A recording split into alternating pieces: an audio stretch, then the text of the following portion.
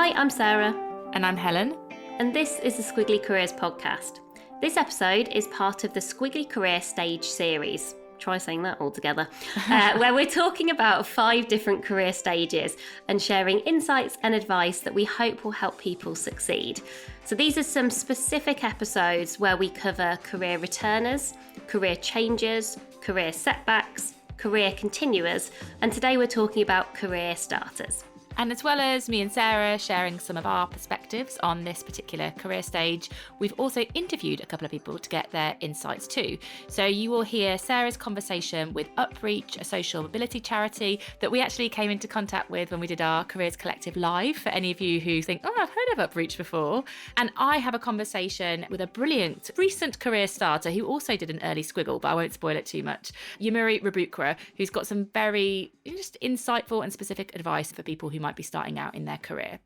We've also got a guide, so all of the episodes that we are releasing this week as part of this career stage series come with a guide, so you can learn a bit more and also reflect and take action. Each guide has coach self questions, a tool to try out, and an extra interview. So the guide that comes with this episode has an interview with Jack Parsons, who is the CEO at Youth Group. We'll link to that in the description. You can also get it on our website at amazingif.com.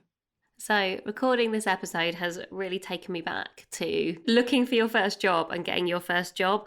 And I do think it's the start of your squiggly career, but I'm not even sure if you'd use the word career at that point, because I think you're just so focused on getting a job. It has so many emotions. You're probably excited. It's a kind of transition phase.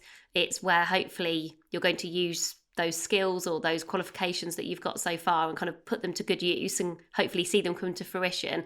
But I also think it's incredibly daunting and can feel really overwhelming. And certainly when I've done some squiggly career sessions, particularly with people who are just about to graduate, so they've maybe just finished their degree, you can see that actually when I talked about squiggly careers and things like, don't put too much pressure on yourself and you will develop in different directions, actually people feel really relieved. It's quite a daunting prospect, isn't it? The idea of finding your first ever proper job, I suppose. Well, I think there's quite a lot of self-pressure. I want to make the right move. I want this to be the right choice, the right start for my career. And then I do think there is also peer and potentially parental pressure as well. Whether that is intentional or not, there is just a lot of expectation on making the right first move, which I think means that when you are then looking for opportunities, you might be filtering a lot of things out because you might think, well, that doesn't look like the right match for me, or that doesn't tick all of my boxes. And I think that pressure and expectation can make the whole process of starting your first job, finding it and then getting started and feeling like, have I got the right thing? Have I done the right thing? A lot harder. I also wonder whether it's the first time in your life, maybe not for some people, but I just thinking back, I think it would have been for me, where you do get quite a lot of rejection in quite a short space of time. So I applied for lots of graduate schemes and they probably were nowhere near as competitive as they are today. But I remember not being successful on some of those. Some of those you don't even get through to the first round. Some of them you do get through to the dreaded assessment centre. I have done a lot of assessment centres in my time. Some of those are more successful than others. I think it must be very rare that, you just apply for one job and you get that job. So it's quite a tough time in terms of you probably haven't felt like that before.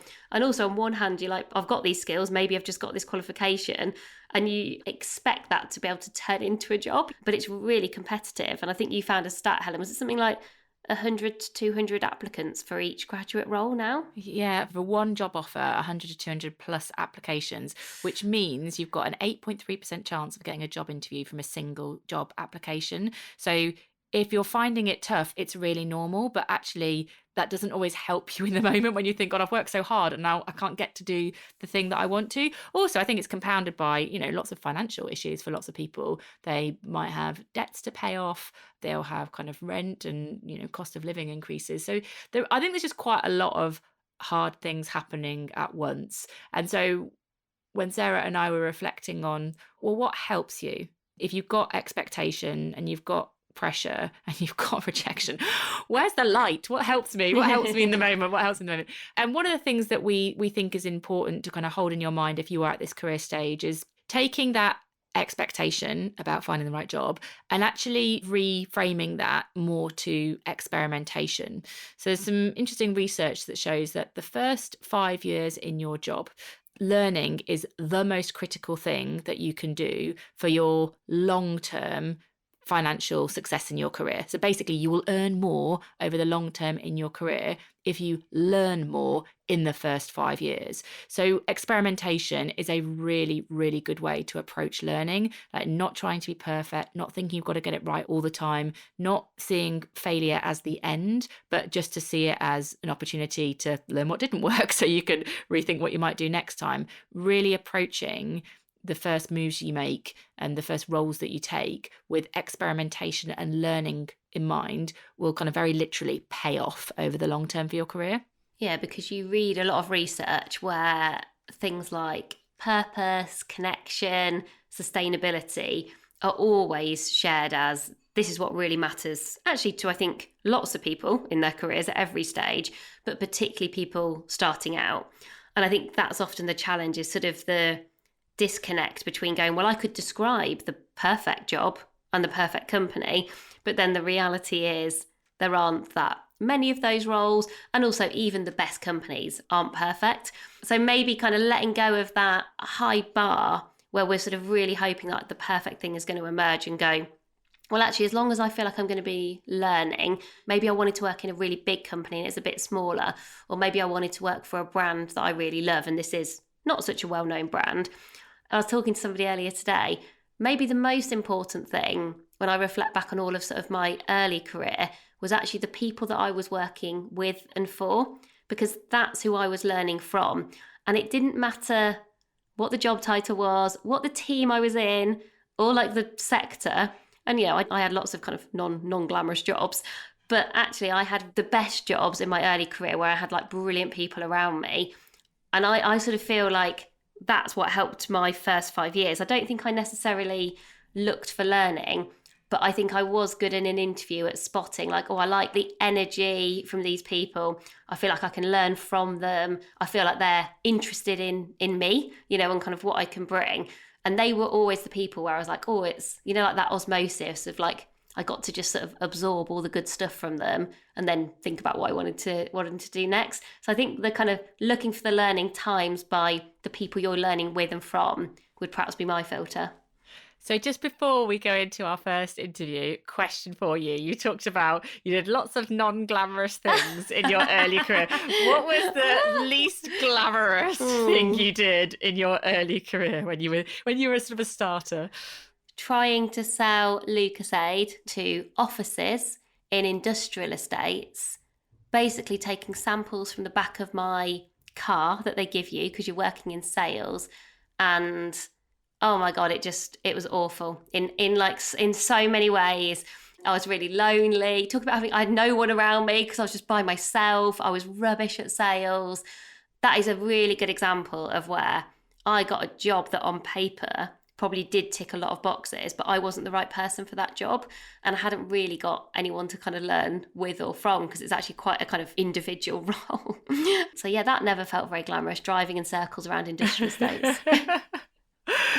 I remember one of mine. Sarah and I actually had a similar first role when we were in Boots head office in Nottingham. So we were both part of the launch of a new Boots brand called Mini Mode. It was a children's clothing brand. I look back on this now and I'm like, why did you do it? There must have been a more efficient way of doing this. I was in charge of the weekly newsletter that was going out to all the stores that had Mini Mode. But this newsletter, so you had to create the newsletter. That wasn't the problem. The problem was sending it to stores, so 500 stores, I think. So it was a lot of stores. And we had to print it off on the, like, you know, the local printer and then putting it in an envelope and then, like, you know, labeling it up for, and you know, like 500 labels. You know how labels never work on printers? No. I mean, that used to take up a good 2 days of my week every week, putting those newsletters in envelopes and putting labels on. I mean, I'm not sure. I don't know how much I learned from that particular role, but I do remember it not feeling very glamorous and getting quite frustrated by labels. Perhaps kind of knowing there'll be some things that work out and there'll be some things that you'll probably be surprised that works like that. Or, oh, I thought everyone would be more efficient than this and they're just not. I think as well, if you can surround yourself with other people who are also going through their first roles. That's probably helpful. So like networks and communities where you can basically all laugh about sometimes how rubbish work can be and how unglamorous some of your days are. I think when you're going through it for the first time, if it's just you by yourself, and I remember feeling this way, I remember feeling really isolated and I didn't really have anyone else to talk to. And like tech wasn't quite so good in those days. So like people weren't as connected. And I think that would have actually really helped me through that time, because I'm sure other people would be like, this is a bit of a disaster too. But I just didn't know that. I think your friends can really matter during this time, and like making time to talk to your friends who will probably also all be having these kind of stories to share too. So let's hear some stories and let's get some practical insights on what you can do if you're a starter. So interview number 1 is me talking to Yemurai Rabvukwa, who started and studied science at university and then decided that that wasn't what she wanted to do, and then ended up squiggling into cybersecurity. So I think she's got some really interesting insights about, what you might be expected to do can be different from day one, and then also how you start with success. And she's definitely worth a follow on LinkedIn as well, because Yemurai is a Squiggly Career advocate and talks very positively about Squiggly Careers, particularly in STEM. So if that's you and that's where you are at the moment in your career, I would highly recommend giving her a follow.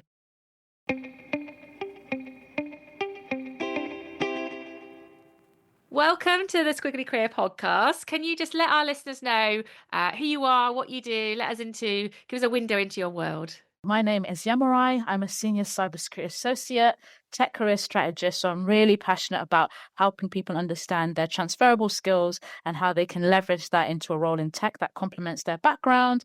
And also I'm a Squiggly Careers advocate, I guess, because I had a squiggly career from chemistry to cybersecurity. So I like to push forward this mission that Helen and Sarah are working on, because I think it's really important for people in all stages of their career. That sounds like a very fancy and impressive job, and it is. How did you find your way into the workforce? Like, did you find it easy, or did you experience some sort of challenges in terms of getting your role and kind of getting started? Yeah, so I think there's 2 challenges here. The challenge was, first of all, finding a role. And then the second challenge was navigating the corporate world when you first start. So with regards to finding my role, I was really confused. I didn't know where to start. But what I didn't realize at the time is that there are multiple pathways of entry into the corporate world. So there's the graduate route, there's the entry-level route, and there's the startup route. And I remember being a graduate thinking, I haven't secured a graduate job. I've basically failed and that I'm not going to get into the corporate world. But upon realization, there's actually multiple methods. So definitely those of you embarking on that journey to consider what entry routes are there and the best way to get in. The second thing I found as well was understanding the recruitment process and application process for those various routes. So for example, the graduate route requires you to do an application test. And so it's really important that you prepare beforehand about assessment centers, interview preps, etc. When it comes to the entry-level route, it's really, really important that you update your CV, update your LinkedIn, and they're more looking about the skills that you have. So like, what skills do you currently have that will actually match the role? Whereas a graduate program is more like, you might not have the skills, but we're going to train you. So entry-level role, you might have to upskill or reskill in a particular area to make you more applicable. Then you also have a startup route, which is more of an unconventional way. And the experience of working in a startup is a little bit different to working in corporate, but the option is there.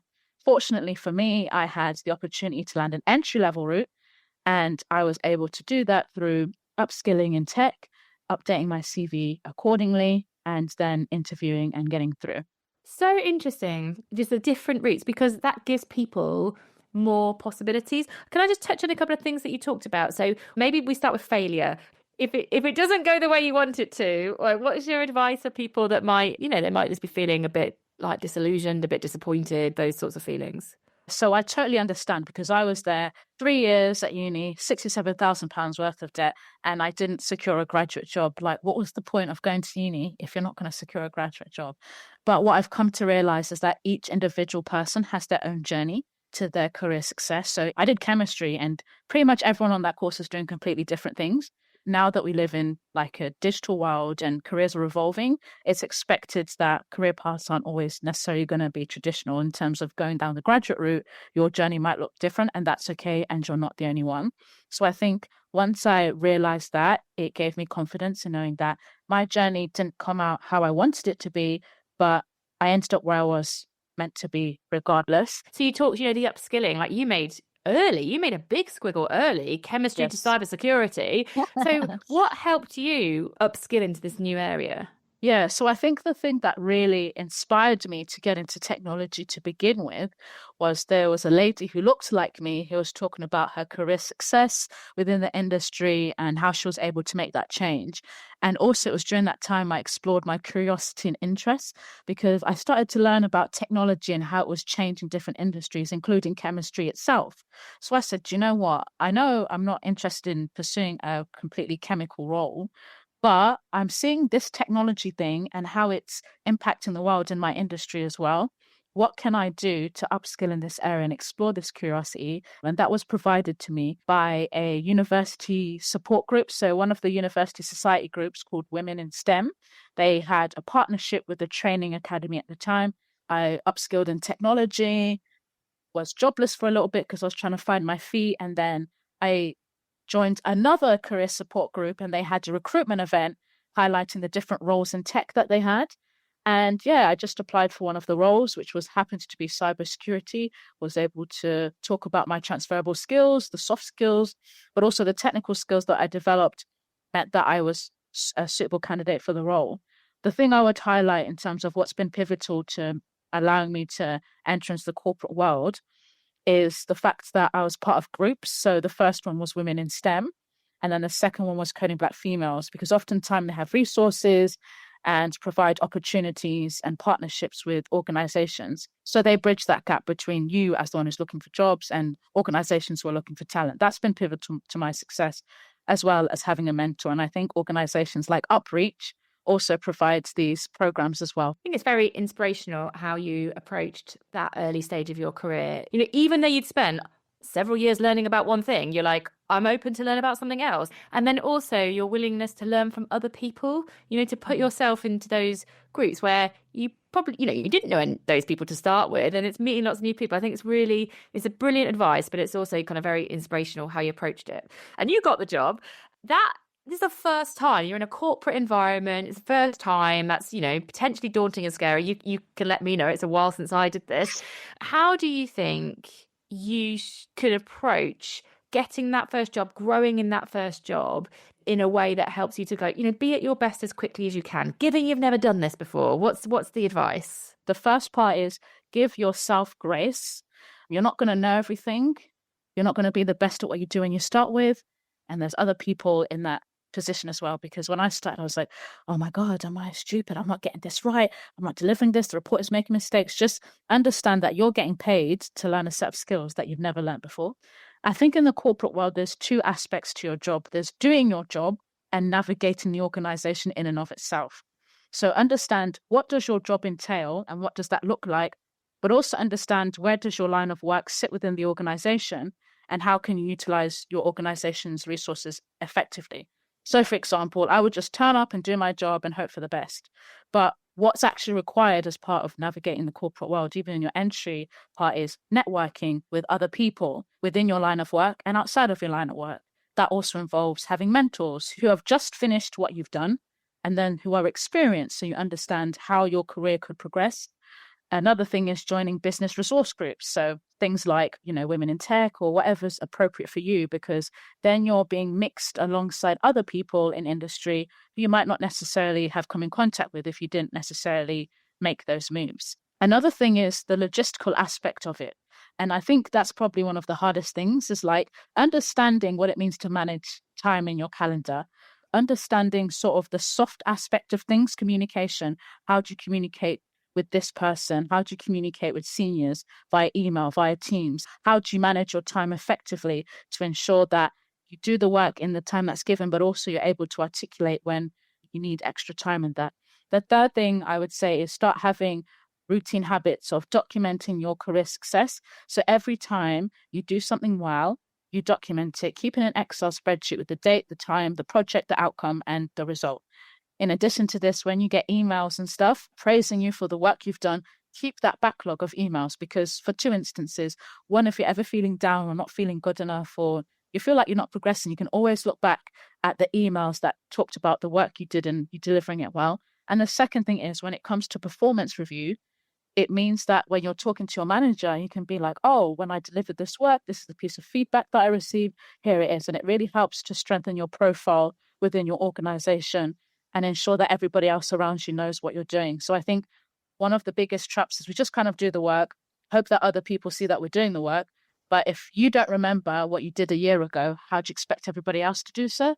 You've mentioned the role of mentors when you were Yes. starting, and I would imagine it's still, important for you now, but particularly in that point where you're starting, how did you approach finding a mentor? I think when it comes to mentorship, you need to be able to find a common ground in which you're going to approach them for mentorship. For example, I work in cybersecurity.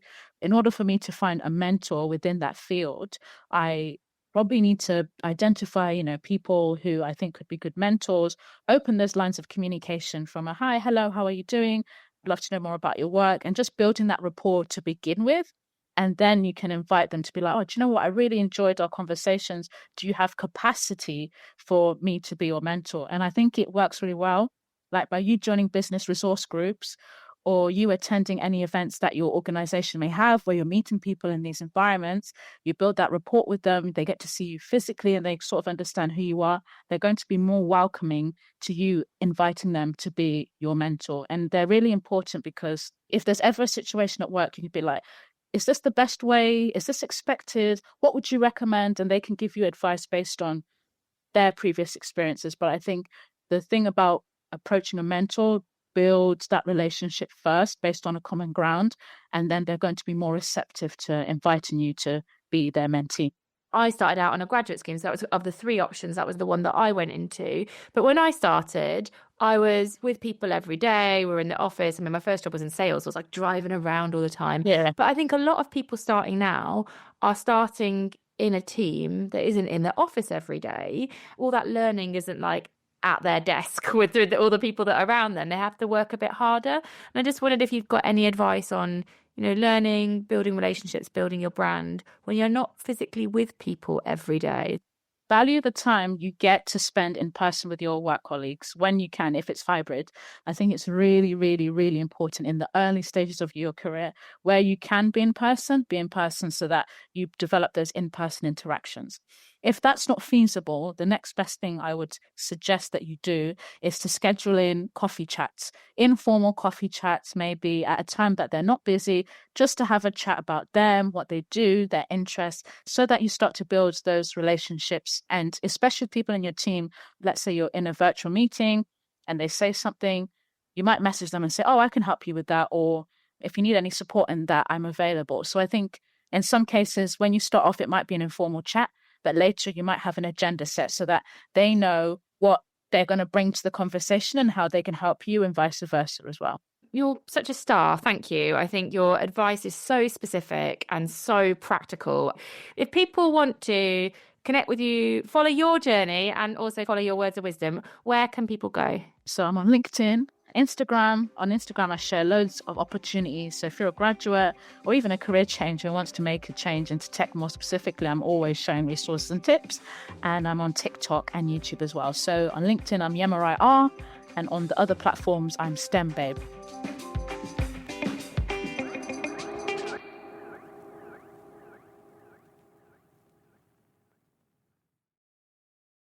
So I hope you enjoyed that. I wish I had been that clear and confident at that particular stage in my career. I think I was still sort of trying to work things out, where I think Yemurai's got a lot of things sorted. So hopefully you've got that insight from her too. So Sarah, where are we going next? So you're going to hear me talk to another Sarah. So apologies for the double Sarah. You just collect Sarahs. I do collect Sarahs. I do feel like I do sometimes. So Sarah Gregory is the Senior Delivery Project Manager at Upreach.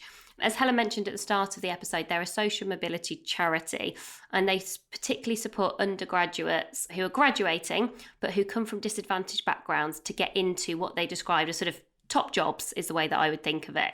And actually a really compelling stat that they share is a student from a disadvantaged background who gains a first-class degree from a top university is less likely to secure an elite job than a more privileged student with a 2-2. So I think that is very disheartening, but that is why they exist, to kind of support people, to get people who've got brilliant degrees into brilliant jobs so they can have an impact. And obviously they have the advantage, so Sarah has the advantage of working with lots of this community. So she sees firsthand both their experiences of getting a job. So she's going to talk a little bit about that. And then also once you're kind of in that job, what can help you, regardless of where you've come from or what you've done before. I think she has some really useful reflections on what you tell yourself. So, kind of staying confident and kind of keeping belief in yourself, but also just how to stand out in what can be a really competitive market. Sarah, thank you so much for joining us on the Squiggly Careers podcast. I'm really looking forward to our conversation today. Thank you so much. Yeah, I'm really happy to be here. So you work with lots of people going into their first jobs, and particularly you work with people who are from disadvantaged backgrounds, who are going into kind of really quite high pressured, like really impressive jobs. What do you hear from people when they're first starting out in their new roles? Kind of how are they feeling? What are they excited about, but also what are they worried about? This is such a fantastic and exciting moment in a young person's career journey. It's the first step. You've worked so hard at university, you've put in so much effort there, and then you've got your degree, you've secured that graduate role as well, which is so demanding and competitive. So first of all, it's a feeling of accomplishment, especially if you are from a more underprivileged background and there have been different barriers in your way to be able to access that achievement. We then move from that achievement and you've got the summer and then you start your new job. Something here I think that is really daunting is that you're going from one environment, which is you're taught, you turn up, but you don't turn up that many days a week, and then you go into a full-time job.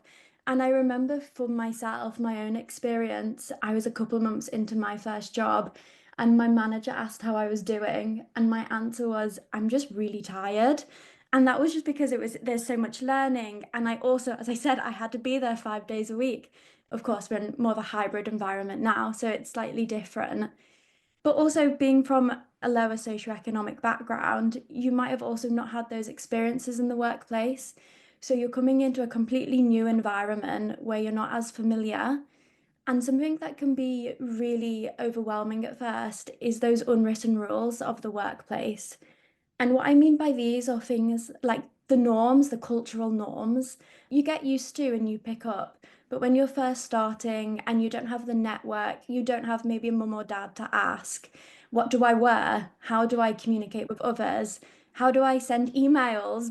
How do I send a professional email? That is something that can be difficult at first and is a steep learning curve. And this can definitely also have knock-on effects with the unwritten rules of the workplace. If you're feeling quite isolated and you're feeling those symptoms of imposter syndrome, it can definitely build up and up. It can be very difficult. And lastly, I would say another key theme that we hear a lot from our alumni are the financial barriers, which I don't think is spoken about as much as unwritten rules of the workplace. But if you've just finished university, you might have been living at home or living in accommodation. You might be moving to a new city to take this job, which, as I said, is a really exciting experience, but also is financial pressure. You're having to move with potentially not a lot of money. You're then also having to buy a new wardrobe, all of those professional clothes that you might not have. You might have one suit that you wear to interviews or one professional looking work dress, but then having to sort of build that wardrobe, move to a new place and set yourself up is also another key theme that we hear. How can employers help? So if you've got people starting in your team or your organisation and you're thinking, well, I can't remember being that age now. You're not sort of in that kind of lived experience moment. What are some good advice or kind of top tips for, if you're someone like me going, oh, maybe we've got someone joining Amazing If it's their first ever job. What would you be saying to me so that I can do a good job in helping them to succeed? I think you're in a good position if you're listening to this podcast. It shows that you care and you want to do better, which is the first step. Secondly, I would say, yeah, definitely trying to continue to upskill yourself and hear those experiences are really important. In terms of practical advice I could give to an employer, manager, a leader in the organization is first of all being clear in your expectations. So, what are the deliverables? What do you expect from me? What do you want to get out of me in my first couple of months? And then, secondly, the workplace norms. So, those unwritten rules. Be clear with me about them, whether that's through a handbook where you can talk through different things, as in, like, this is how we communicate, maybe over Slack, this is how we use Teams, this is how we use emails. So, somebody is able to pick that up a little bit quicker. Secondly, that sort of inclusive and welcoming culture. Senior leaders in particular, I would really encourage to think about how you can get involved in staff networks. Staff networks are a really fantastic resource for young people starting out in their first jobs. Gives them that ready-made community. And that senior leadership buy-in shows that you care and also ensures that it's not an echo chamber of people with the same opinions, but that there's going to be impact afterwards. The senior leadership is there listening and they are going to make sure there's change if anything comes up. I would also say, in terms of further support that you could offer, buddy systems and mentoring, particularly considering, is there a way that you could introduce role models through this? So if you've got a new starter and they are from a lower socioeconomic background or like a different gender or ethnicity, is there a way that you could match them with a mentor who has had those similar experiences in the workplace? It gives them somebody that looks like them, potentially talks like them, who has been successful and helps to motivate, but also give somebody to go to with those problems. And finally, I would say continue to consider those career development opportunities and think about how you can align your goals and what deliverables you want to see from this person with training opportunities, thinking about not just the technical skills, but also those soft skills. What can I really support you with? And continuing to offer feedback and coaching throughout. Learning curve in any new job is always really steep. We know that for the first 6 months. So imagine if it's not just a new job, but it's your first job. I feel like almost that learning curve gets even steeper as a result, because there's just so much more to absorb, which is why, as you described, people probably feel really tired. You do feel really drained. And also you probably want to be looking out for, I think, as a manager, how are people feeling? How much are people working? You almost don't want people to be doing too much extra, because there'll be so much that they're absorbing kind of in that day. And I'm really interested, I was thinking a bit about when you described, when someone starts, like inductions and that process.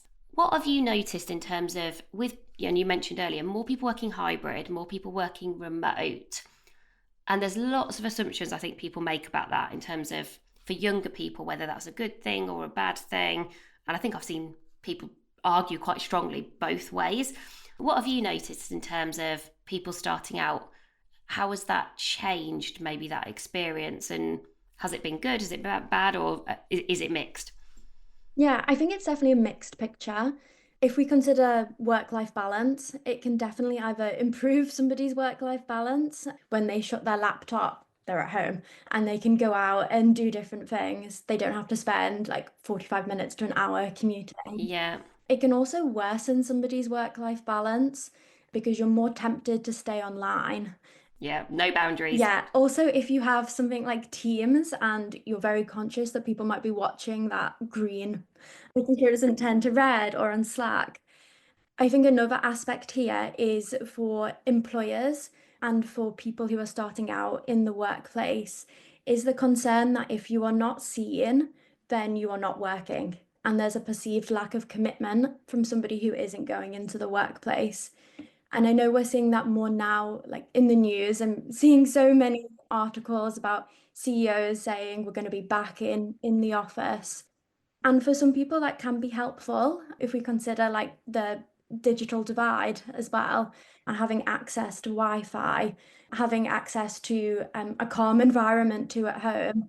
If you have to look after children and it's half term and they're running around everywhere and you're trying to have a meeting, but also manage your life and those responsibilities you have. So yeah, I think it's definitely a mixed picture. And if you are from a lower socioeconomic background and those unwritten rules to come into place, you can become quite concerned around that perceived lack of commitment. Am I doing as much as I should be doing? When you're in the office, you can see when people finish working. Virtually, that is a lot more difficult. I was thinking about, again, as a manager or as a leader, what can you do? I always feel like asking rather than assuming is a good place to start. So I think sometimes I might assume someone would love to work from home because then, they've got the flexibility, but actually you don't always know someone's kind of situation or what works best for them. And I think, to your point on clear expectations, as a team manager or as a leader, letting the whole team know, well, this is how we're going to manage if we do work in a hybrid way. So, maybe the expectation is we all come in on a Tuesday because that's the day we do team meetings and get-togethers. And beyond that, talk to me about what pattern kind of works best for you. And so, last question. So if you're listening and you are now starting out and someone's in their first 100 days, so we've talked about how you're feeling and trying to get kind of clear expectations. And I do think that first 100 days often can set the tone, and you don't want people to be losing confidence during that time. Any other advice you give to somebody when they're like, right, I want to set myself up for success this first sort of 3 and a bit months, because then after that, it does all start to fall into place a bit more. Anything else people should be thinking about? Yeah, I think I'm going to start with probably something a little bit more like emotional support and then moving into more of that practical advice. First of all, you have got the job that you've worked really hard for. That should fill you with so much confidence. You've been hired for a reason, and make sure you keep that in mind. Your employer can support you with those technical skills that you'll need to develop on the job. What they can't teach you is motivation and passion and drive. So make sure you're showing them that. Ask the questions, be curious, get to know people around you, get to understand their role and how it intersects with your role. Also, continue to think about that ongoing skill development. So, what does your university offer? A lot of universities have fantastic alumni programs where they offer lots of different events and skill development sessions, as well as like career coaching. What can you take from that? How can you continue to develop there? And secondly, using LinkedIn, connecting with people before you even join the job, maybe reaching out. If you know somebody's going to be in the same team as you, connect with them on LinkedIn, drop them a message. Can feel very like overwhelming and you're worried about how that might be perceived. But a lot of the time, people are really happy to take 30 minutes for a quick Zoom call or a quick coffee to talk about the workplace and talk about themselves.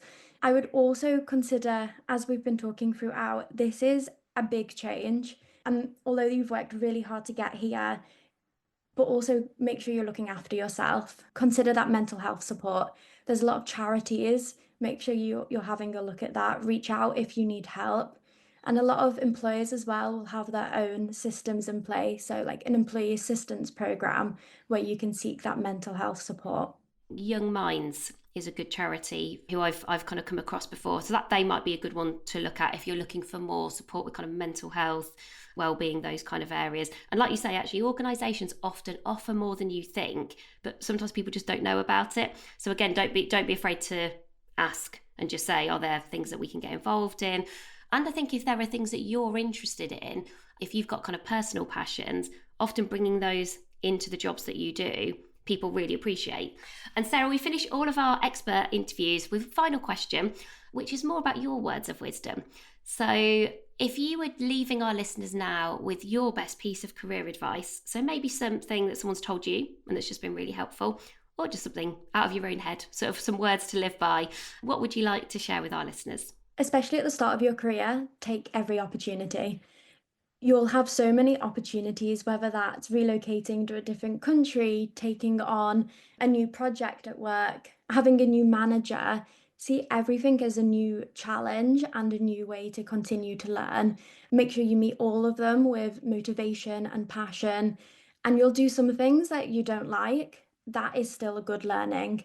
And make sure you just continue to drive and find your motivation. Sarah, thank you so much for joining us today on the Squiggly Careers podcast. All the links to Upreach, to the work that Upreach do, and lots more support for anyone starting out in their careers are in the show notes and also in the toolkit. But thanks, Sarah. It's been brilliant to get all your insights and expertise today. Thank you so much for having me.